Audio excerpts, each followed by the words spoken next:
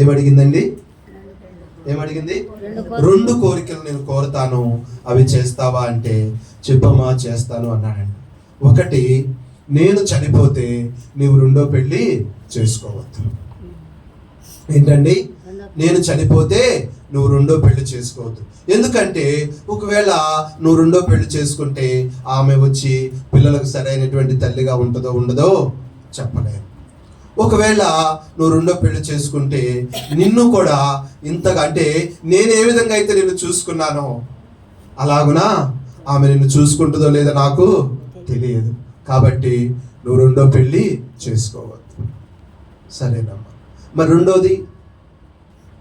2వ కోరిక ఏంటంటే, నేను చనిపోయినాక నా ఎముకలను ఇక్కడ ఈ లండన్లో మరి ఆ సముద్రాల్లో ఆ కాలువల్లో కలపొద్దు, ఇండియా తీసుకెళ్ళి, మంది ఇండియా కాబట్టి ఇండియాలోనే ఆ యొక్క సముద్రంలో కలుపమని చెప్తూ వచ్చిందంట.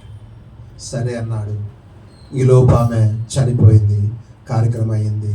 ఇంక ఇప్పుడు ఆ ఎముకల పొడి తీసుకున్నాడు. దాన్ని మరి ఇండియా తీసుకొచ్చి అక్కడ మరి ఆ సముద్రంలో కలపాలని అనుకున్నాడు. అనుకున్న తర్వాత మరి అక్కడ వాళ్ళు నలుగురే ఉండేవాళ్ళు, భార్య, భర్త, 2 పిల్లలు.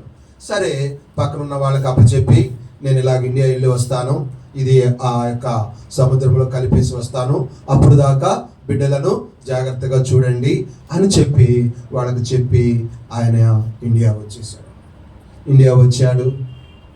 ఆ యొక్క ఎముకల పొడిని తీసుకొని వెళ్ళి ఆ సముద్రంలో కలిపేశాడు.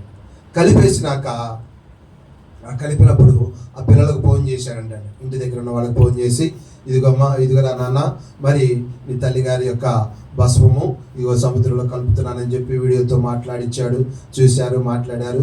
ఇంకా నేను ఇప్పుడు ఫ్లైట్ ఎక్కి వస్తాను కాబట్టి నేను వస్తున్నానులే అని చెప్పి వాళ్ళతో మాట్లాడారంట. మాట్లాడారు, అయిపోయి ఫోన్ పెట్టేశాడు.